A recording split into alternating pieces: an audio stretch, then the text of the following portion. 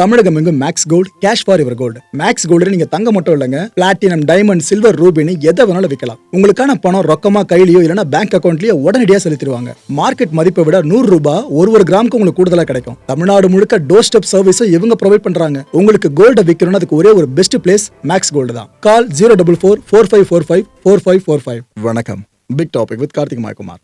ஜனநாயகன் கண்டிப்பா இந்த மாசம் இறுதியில ரிலீஸ் ஆயிடும் அப்படின்னு யாராவது நம்பிட்டு இருக்கீங்கன்னா தயவு செஞ்சு நம்பிக்கையை தூக்கி உரமா போட்டிருக்க மக்களே.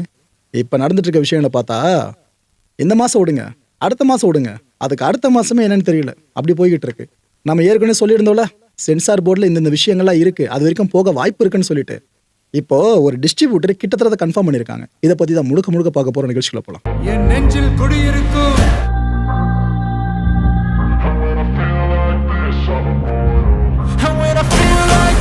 I'm immortal. When I feel like this, I'm immortal. When I feel like this, I'm immortal. Vijay அவர்களோட கடைசி படமாக அனௌன்ஸ் பண்ணப்பட்டதான் ஜனநாயகன். இந்த படம் ஜனவரி 9 பொங்கலை முன்னிட்டு ரிலீஸ் ஆக போகுதுப்பா அப்படின்னு அஃபிஷியலாக அனௌன்ஸ் பண்ணி வேலையை ஆரம்பிச்சிட்டாங்க. அப்போ தான் கரெக்டாக சென்சார் போர்டு கட்டையை போட்டாங்களா, அப்புறம் கோர்ட்டில் வாதங்கள் அதுன்னு முன் வச்சாங்களா சென்சார் சர்டிஃபிகேட் வழங்குறதுல. அப்போ இந்த கேவிஎன் தரப்பில் முன்வைக்கப்பட்ட வாதம் பார்த்தீங்கன்னா, எங்க ஒரு 500 கோடி வரைக்கும் நாங்கள் இன்வெஸ்ட் பண்ணியிருக்கோம், அதெல்லாம் பார்த்து பண்ண முடியுமான்ற மாதிரி அவங்க கேட்டிருந்தாங்க. அப்போ நீதிபதி செம கடுப்பாயிட்டாங்க. ஏன்பா நீங்கள் டேட்டா அனௌன்ஸ் பண்ணுறீங்க, உங்களுக்கு ஏற்ற மாதிரி நாங்கள் சென்சார் போர்டு விதிகள்லாம் மாற்றுறோமா, எல்லாருக்கும் ஒரே விதி தான், உங்களுக்கு அது பொருந்தன்ற மாதிரி அங்கே சொல்லி முடிச்சிட்டாங்க. அப்புறம் இந்த விவகாரம் மேலே கோர்ட்லேயே போச்சு, என்னென்னமோ நடந்துச்சு. உயர்நீதிமன்ற தலைமை நீதிபதி அமர்வு வரைக்கும் விசாரிக்க போனாங்க. அதுக்கப்புறம் கேவிஎனுக்கு சாதகமாக தீர்ப்பு வரல, அவங்களுக்கு பாதகமாக தான் தீர்ப்பு இருந்துச்சு. அப்புறம் கேவிஎன முடிவு பண்ணிட்டாங்க, ரைட்டு சட்ட போராட்டம் இனிமேல் டைம் எடுக்கும், படம் இன்னும் பல மாதங்கள் தள்ளி போயிடும், நாம கிட்டத்தட்ட சரண்டர் ஆகிற மாதிரி தான் முடிவு எடுத்தாங்க சென்சார் போர்டு கிட்ட. ஓகே, நாங்கள் ரிவைசிங் கமிட்டி ஒத்துக்கிறோம் அப்படின்ட்டாங்க. இப்போ என்ன இருக்கு, இந்த படம் ரிவைசிங் கமிட்டி கிட்ட இருக்கு. இப்போ இவங்க இதில் சில ப்ரொசீஜர்ஸை ஃபாலோ பண்ணி இந்த படத்துக்கான சர்டிஃபிகேட்டை இது கொடுக்க வேணான்றதை முடிவு பண்ண போகிறாங்க. அந்த நிலைமையில் இருக்காங்க. இதில் இப்போ ஒரு தகவல் கிடச்சிருக்கு, உறுதிப்படுத்தப்படாத தகவல் தான். அது என்னன்னாக்கா, இந்த படத்துல இருந்து ஒரு 20 நிமிஷ காட்சிகள் குறைந்தாலும் ஆச்சரியப்படுத்த இல்லைன்ற மாதிரி சொல்கிறாங்க. ஏன்னா இந்த ராணுவ லட்சணம் இருக்குல்ல, இது போல விஷயங்களை நீங்கள் பயன்படுத்துறீங்கன்னாக்கா அது சார்ந்த ஒரு சீனை மட்டும் தூக்க சொல்ல மாட்டாங்க. அது ஏதாவது தவறாக இருக்கும் பட்சத்தில் அது கனெக்டடாக வர சில சீக்வன்ஸை தூக்குற மாதிரி ஆயிடுச்சுன்னா ஒரு 4-5 நிமிஷம் தாண்டி நிறைய விஷயங்கள் சார்ந்து கை வச்சாங்கன்னா, பொலிட்டிக்கல் விஷயம் கை யோசிச்சு பாருங்க என்ன ஆகும்ட்டு. வந்துடாதா 20 நிமிஷம் இன்னும் உறுதிப்படுத்தலை, ஆனால் பார்ப்போம் எந்த அளவுக்கு சீக்வன்ஸை தூக்க வாய்ப்பு இருக்குன்னு சொல்லிட்டு. அடுத்து விஜய் சாரோட ஃபேன்ஸ் மத்தியிலையும் டிவிக்கு தொண்டர்கள் மத்தியிலையும் பெரிய இடியை இறக்கியிருக்கிறது தான் இந்த ஒரே ஒரு ஸ்டேட்மெண்ட்டுங்க. இது யார் வெளியிட்டிருக்கானா, கனடாவை சேர்ந்த பிரபல டிஸ்ட்ரிபியூட்டர் இந்த யாக் சினிமாஸ், அவங்க தான் ஜனநாயகன் படத்தை அங்கே ரிலீஸ் பண்ணுறதா இருந்துச்சு. இவங்க இப்போ இந்த ஸ்டேட்மெண்ட்டை வெளியிட்டிருக்காங்க. அதில் தெளிவாக சொல்லியிருக்காங்க, எங்க நடக்கிறதெல்லாம் பார்த்தாக்கா ஏப்ரல் 30 வரைக்கும் இந்த படம் ரிலீஸ் ஆகிற மாதிரி தெரியலன்ட்டாங்க. மற்றவங்க சொல்கிறது வேறங்க, படத்தை வாங்கி டிஸ்ட்ரிபியூட் பண்ணுறவங்களே இந்த விஷயத்த சொல்லியிருக்காங்க. இப்போ நம்ம பிப்ரவரி மாதம் இருக்குமா, மார்ச், ஏப்ரல், பாருங்க இன்னும் எவ்வளோ நாட்கள் தள்ளி போகும் அப்படின்ட்டு. இவங்க சொல்கிறது உண்மையாக இருக்கும் பட்சத்தில் சொல்கிற, ஓகேவா? ஸோ ஏப்ரல் 30 வரைக்கும் இதுக்கு வாய்ப்பு இல்லைன்ற மாதிரி தெரியுது. இந்த டிக்கெட்ஸ்லாம் வாங்கியிருப்பீங்களே, உங்களுக்கு ரீஃபண்ட் பண்ணுற வேலையை நாங்கள் ஆரம்பிச்சிட்டோம். நீங்கள் நியர்பை தேட்டர்ஸ்க்கு போங்க, எங்கே டிக்கெட்டை புக் பண்ணீங்களோ உங்களுக்கு ஃபெசிலிட்டேட் பண்ணிட்டோம், அங்கே நீங்கள் ரீஃபண்ட் தொகையை பெற்றுக்கலான்ற மாதிரி அவங்க சொல்லிட்டாங்க. இதுக்கப்புறம் இன்னொரு விஷயத்தையும் மென்ஷன் பண்ணுறாங்க, இதுக்கப்புறம் இன்கேஸ் படம் இந்த டேட்டில் தான் ரிலீஸ் ஆக போகுதுன்னு ரிலீஸ் டேட் அஃபிஷியல் ஆன பிற்பாடு ப்ரையாரிட்டி கொடுக்கப்படுங்க, முதல்ல புக் பண்ணவங்களுக்கு ஒன்றும் கவலைப்படாதீங்க, ஆனால் ரீஃபண்ட் இப்போ பெற்றிருக்கீங்க அப்படின்னு சொல்லிட்டு கடைசியாக இன்னொன்று சொல்லி முடிக்கிறாங்க. உங்களோட பொறுமைக்கு எங்களோட நன்றிகள்னு சொல்கிறாங்க. பொறுமை இருக்கலாம், ஆனால் இது ரொம்ப பொறுமையாக இருக்குல்ல. ஜனநாயகன் படம் அந்தளவுக்கு எக்ஸ்பெக்ட் பண்ணாங்க பல பேருமே, ஆனால் படம் இந்த அளவுக்கு எழுதிட்டு போகிறதெல்லாம் எனக்கே கஷ்டமாக தான் இருக்குது. அவங்க நிலைமையிலிருந்து பார்க்கும்போது ஓகேப்பா உங்கள் ஹார்ட் பிரேக் நல்லா புரியுதுன்ற மாதிரி தான் இந்த விஷயம் காட்டுது. விஜய் ரசிகர்கள் இந்த அளவுக்கு ஷாக் ஆனது காரணம் தெரிஞ்சிச்சுல. அடுத்த இன்னொரு விஷயத்தையும் சொல்கிறேன். தமிழ்நாட்டில் சட்டப்பேரவை தேர்தல் ஏப்ரல் 1 வீக்லேயோ இல்லைன்னா ஏப்ரல் 2 வீக்லேயோ நடக்கிறதுக்கான வாய்ப்புகள் தான் பெருசாக இருக்குது. ஏன்னா பாஜக இருக்க முக்கியமான தலைவர்கள் ஸ்டேஜில் இந்த எலெக்ஷன் இந்த 1 வீக்கில் போல நடக்கும்பா அப்படின்னு சொன்னாலே நம்ம கிட்டத்தட்ட அதிகாரப்பூர்வ தகவலை எடுத்துக்கலாமா? பிகாஸ் பாஜக ரெப்ரசென்ட் பண்ணுறவங்க இந்த விஷயத்த சொல்கிறாங்கன்னா நம்ம கொஞ்சம் எடுத்துக்க முடியும்.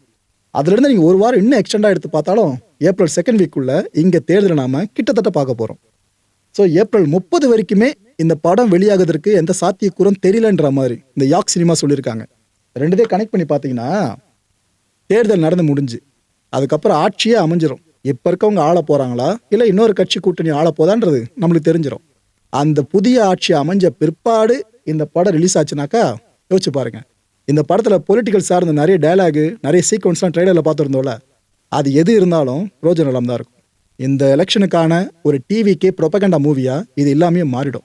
ஏன்னா எலெக்ஷன் முடிஞ்சதுக்கப்புறம் என்னத்து இருந்து என்ன பிரயோஜனம்? சரி, இதெல்லாம் ரைட்டு. ஏப்ரல் மாதம் கண்டிப்பாக வந்துருமா கேட்டிங்கன்னா கடவுள் தான் தெரியும் நினைக்கிறேன். எனக்கு தெரிஞ்சு ஏப்ரலில் எல்லா விஷயங்களும் எலெக்ஷன் ரீதியாக முடிஞ்சு அதுக்கப்புறம் படம் உடனே வந்தாலும் தாக்கம் பெருசாக இல்லைன்ட்டார. ஸோ மே மாதத்துலேருந்து ஜூன் மாதத்துக்குள்ளே இந்த படம் ரிலீஸ் ஆகிறதுக்கு ஒரு டேட்டை மேபி அவங்க ஃபிக்ஸ் பண்ணலாம். இது எதுக்கு சொல்கிறேன்னா, சம்மர் ஹாலிடேஸ் பொதுவாக பெரிய பெரிய படங்கள் இந்த மாதிரி விடுமுறை நாட்களை மனசில் வச்சு தான் ரிலீஸ் பண்ண ட்ரை பண்ணுவாங்க. இவ்வளோ தள்ளிடிச்சு ஜனநாயகன் படம் இப்போ நெருக்கத்தில் விடணும்னாக்கா அதுவும் இவங்க கையில் இல்லை, சென்சார் போர்டு எடுக்கிற முடிவில் தான் இருக்குது. ஸோ இவங்க இதுக்கப்புறம் ரிலீஸை தள்ளி போடணும் அப்படின்னா அந்த சம்மர் ஹாலிடேஸ் தான் போகணும். இதில் இன்னொரு விஷயமா சொல்லிடுறேன். இதே ஜூன் மாதத்தில் 22ஆம் தேதி பார்த்தீங்கன்னா விஜய் அவர்களோட பிறந்தநாள் வருது. ஸோ அவரோட கடைசி சினிமா படமாக அறிவிக்கப்பட்ட படம் அவரோட பிறந்தநாள் எதுவுமே வெளியாச்சுன்னா ரசிகர்களுக்கு கொண்டாட்டம் தான். பட் ஆனால் இப்போ வரைக்கும் இருக்க அந்த எக்ஸ்பெக்டேஷன் இருக்குல்ல, இது அந்த டைமில் இருக்காதுங்க, மொத்தமாக கீழே போயிருக்கோம். என்னதான் இவர் படம் வெளியாகும் போது திருவிழா கோலமாக தமிழ்நாடே இருந்தாலும் ஃபுல் பிளெஜான திருவிழா கோலமாக இருக்கிறதுக்கு வாய்ப்பு இல்லை. இதை நம்ம ஒத்துக்கிட்டு தான் ஆகணும்.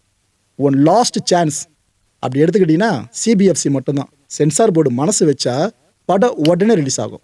இதில் வேறு யாரும் முடிவெடுக்கிறதுக்கு இல்லை, அவங்க மனசு வைக்கணும். விஜய் அவர்களோட ஒன் லாஸ்ட் டைமை பார்க்கணுன்னாக்கா ஒன் லாஸ்ட் ஹோப்பும் லாஸ்ட் சான்ஸும் சிபிஎஃப்சி கிட்ட தான் இருக்குது. ஒரு நிதர்சனத்தை தெளிவாக சொல்லிடுற மக்களே, ஜனநாயகன் படம் சார்ந்த எதிர்பார்ப்பு ஆரம்ப கட்டத்தில் இருந்த அதே அளவுக்கு இப்போ இல்லை. நிறைய பேருக்கு அது அப்டேட்ஸே ஓகேப்பா படம் வந்தால் பார்த்துக்கலாம் அப்படின்ற மாதிரி குறைச்சிக்கிட்டாங்க. முன்னாடி இருந்த மாதிரி பெருசாக இன்ட்ரெஸ்ட்டும் காட்டல. பல பேர் விஜய் அவர்களுக்கு அட்வைஸ் பண்ணாங்களே, இது போல் இவர் அரசியலில் இருந்துக்கிட்டு நடிக்கலாமே, நிறைய பேரை சாத்தியப்படுத்தியிருக்காங்களே, ஏன் பவன் கல்யாணம் எடுத்துக்கங்க அதெல்லாம் பண்ணுறாரு, இவர் மட்டும் எதுக்காக கடைசி படம்னு சொல்லிட்டு ஒதுங்குறாரு, அரசியல் பணியை பார்த்துட்டு இந்த பணியை பார்க்கலாமே அப்படின்னு ஈஸியாக சொல்லிட்டாங்க. இப்போ நடக்கிறத பார்த்தீங்களா, அவரோட கடைசி படம் அனௌன்ஸ் பண்ணியும் அந்த படமே இவ்வளோ பிரச்சனைகளை ஃபேஸ் பண்ணிக்கிட்டு இருக்கு. அப்பேற்பட்ட இவர் அரசியல்வாதியாக முடிநேர அரசியல்வாதியாக தன்னை மறுபிரவேசம் பண்ண வச்சுட்டு அதுக்கப்புறம் சினிமா படங்கள்லையும் அவரால் ஃபோக்கஸ் பண்ண முடியும்னு நம்புறீங்களா? எனக்கு தெரிஞ்ச வாய்ப்பே கிடையாதுங்க. அவர் எடுத்த முடிவு இருக்குல்ல, நான் கடைசி படமாக ஒதுங்கிக்கிறேன். ஏன்னா இதுக்கப்புறம் அரசியல் சார்ந்த பல விஷயங்களை பேசுவேன், நிறைய கட்சிகள் சார்ந்து தாக்கி பேசுவேன். இது எல்லாமே ரிசல்ட்டாக வந்து இங்கே இம்பாக்ட் ஏற்படுத்திடும் என்னோட படங்கள் ரிலீஸ் ஆகும்போது. அதனால் நான் இந்த ஒரு முடிவு எடுக்கிறேன்ற மாதிரி இவர் தரப்பில் சொல்லப்பட்டுருச்சுல, அது கிட்டத்தட்ட சரியான முடிவு தான். இவர் தொடர்ந்து படமும் நடித்து அரசியலும் ஃபுல்லாக இருக்காருனாக்கா அது கஷ்டம் தான் மக்களே. ஏன்னா ஒன்று மட்டும்தான், ஒன்று இது இல்லைனா அது அப்படின்னு நிலைக்கு தான் தள்ளப்பட்டிருக்காப்புல. உதயநிதி ஸ்டாலின் அவர்கள் தமிழ்நாட்டின் துணை முதலமைச்சர், இவர்கிட்ட செய்தியாளர்கள் கேட்குறாங்க, எனக்கு இது போல் நடக்குது அது இதுன்னு கேட்கும்போது அவர் பல விஷயங்களை சொன்னார். அதில் முக்கியமாக சொன்ன விஷயம், கூட்டத்தை யார் நடத்துகிறாங்களோ அவங்க தான் பொறுப்பு இருக்கணும்னு சொன்னார். இது வேறு எதுவும் இல்லை, சேலத்தில் டிவிகே கூட்டம் ஒன்று நடந்து அதில் ஒருத்தர் உயிர் போயிருந்துச்சுல, அதை வச்சு தான் சொல்கிறாரு. ஸோ அவங்க தான் பதில் சொல்லணும் சம்மந்தப்பட்டவங்க. விஜய் அவர்களோட அரசியல் தாக்கத்தால் தான் இந்த உரிமை தொகை அப்படின்ற விஷயத்த தமிழக அரசு இனிஷியேட் பண்ண மாதிரிலாம் ஒரு பேச்சு அடிபட்டு இருக்கேன் சார், இதை பற்றி என்ன சொல்கிறீங்க அப்படின்னு உதயநிதி அவர்கள்கிட்ட கேட்கும்போது அவர் சர்க்காசமாக பதிலை கொடுத்தாருங்க.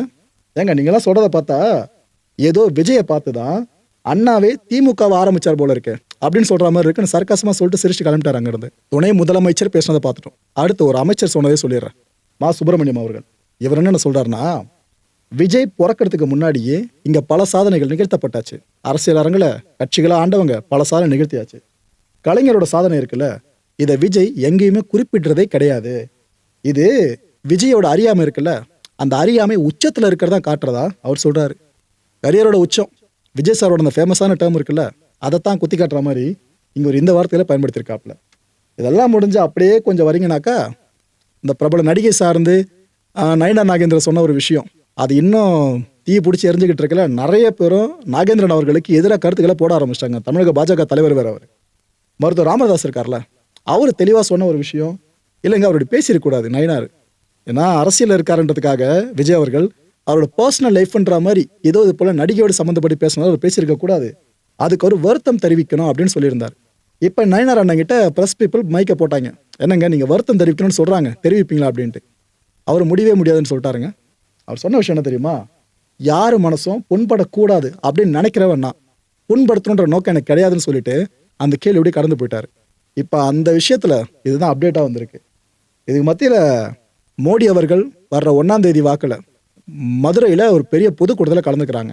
அந்த பொதுக்கூட்டத்தை முன்னிட்டு ஒரு விஷயத்தை இப்போ நயனார் அண்ணன் ரிவீல் பண்ணியிருக்காப்புல. ஏன்னா ப்ரெஸ் பீப்புள் கேட்டாங்க, என்னங்க தேமுதிக என்டிஏ கூட்டணிக்குள்ளே வர வாய்ப்பு இருக்கான்னு அப்படின்ட்டு. அப்போ அவர் சொன்ன விஷயம், 1ஆம் தேதி பார்ப்போங்க, 1ஆம் தேதி இதை பற்றி எல்லாருக்கும் தெரியுன்ற மாதிரி சொல்லியிருக்காப்புல. ஸோ மதுரை கேப்டன் அவர்களை பிரிக்க முடியாத நம்ம அங்கே மோடி அவர்கள் வராங்க. இதுக்கு முன்னாடி இருந்த கூட்டணி விஷயம் ஞாபகம் இருக்கா? ஸோ தேமுதிக திமுக பக்கம் பெருசாக போயிடுமோன்ற எண்ணம் இருந்துச்சுல பல பேருக்கும். அது தவிடுபடி ஆகிற மாதிரி தான் இந்த ஒரு சூசகமான பதில் அமைஞ்சிருக்கு. ஓகே, வெயிட் பண்ணி பார்ப்போம் இது என்ன நடக்குதுன்னு சொல்லிட்டு. ட்ரெய்லரில் விஜய் அவர்கள் அரசியல் சார்ந்த டயலாக் மட்டும் பேச முடிஞ்சதா? கட்சிகளை தாக்கி பயணமாக பேச முடிஞ்சதா?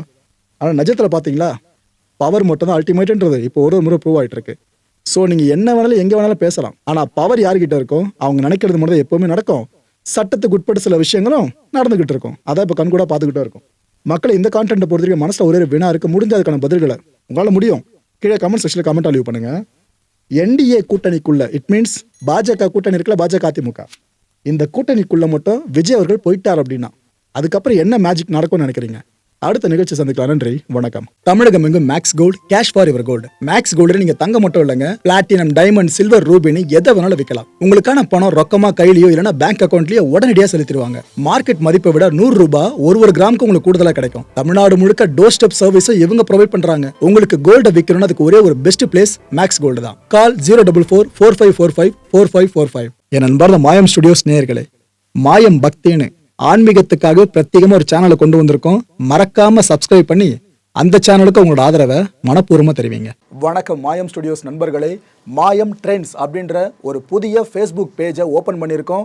நீங்கள் யூடியூப்ல பார்த்துட்டு இருக்கீங்களா நம்மளோட கான்டென்ட்ஸ்லாம், இதெல்லாம் விட ஒரு படி மேலே ரொம்ப கிறிஸ்பாகவும் ரொம்ப சூப்பராகவும் நிறைய கான்டென்ட்ஸ் உங்களுக்கு இந்த பேஜில் காத்துட்டு இருக்குங்க. ஸோ உடனடியாக ஃபேஸ்புக் பிளாட்ஃபார்ம் போங்க, மாயம் ட்ரெண்ட்ஸ்னு டைப் பண்ணி சர்ச் பண்ணி நம்ம பேஜை ஃபாலோ பண்ணுங்க. அப்படியே நம்ம சேனலையும் நீங்கள் சப்ஸ்கிரைப் பண்ணிட்டீங்க அப்படின்னா இன்னும் நிறைய புது புது கான்டென்ட்ஸை உங்களுக்காக ப்ரொடியூஸ் பண்ணி கொடுத்துக்கிட்டே இருப்பாங்க. நீங்கள் பண்ணுற ஒவ்வொரு சப்ஸ்கிரிப்ஷனும் எங்களுக்கு பெரிய மோட்டிவேஷனாக அமையும்.